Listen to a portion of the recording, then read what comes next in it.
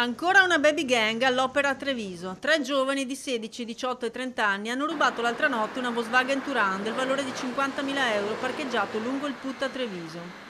La coppia di turisti inglesi, proprietaria del veicolo in vacanza con i 3 figli, ha però fatto immediatamente denuncia alla polizia, che in meno di 24 ore ha trovato sia il furgone che i ladri e anche la refurtiva. Si tratta di 3 giovanissimi, già noti alle forze dell'ordine, che dovranno rispondere davanti all'autorità giudiziaria dei reati di ricettazione e porto abusivo di oggetti atti ad offendere. Il 18enne è tra l'altro lo stesso soggetto che nei giorni scorsi si è reso responsabile della rapina ai danni del venditore di rose in piazza Santa Maria dei Battuti. Il furgone è stato poi ritrovato a Villorba, nel parcheggio del Pattinodromo. Aveva alcuni finestrini danneggiati e gli oggetti rimasti all'interno erano stati trafugati. I ragazzini invece si trovavano dentro un parco molto vicino a dove avevano abbandonato il mezzo. I giovani stavano tenendo dei comportamenti sospetti, tanto che gli agenti hanno proceduto ad un controllo. Uno di loro aveva in tasca un martelletto frangivetro e tutti e 3 avevano nelle tasche degli oggetti che erano contenuti all'interno del mezzo.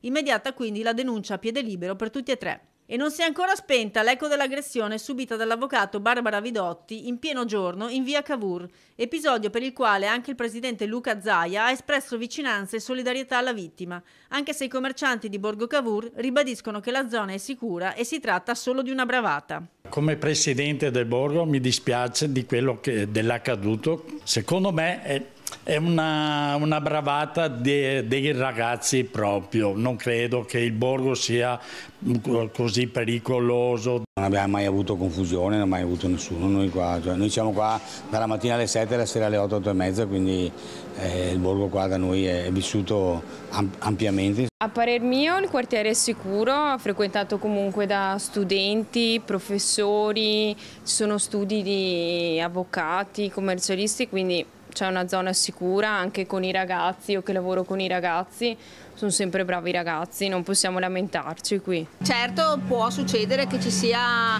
la persona sgradevole, però non situazioni di violenza. Quartiere che vive molto tra settembre e giugno, quando gli studenti affollano esercizi e strade, ma che non ha bisogno di più eventi, semmai d'altro. Ho detto anche al sindaco Mario Conte, ci vuole più passaggio di polizia locale, carabinieri.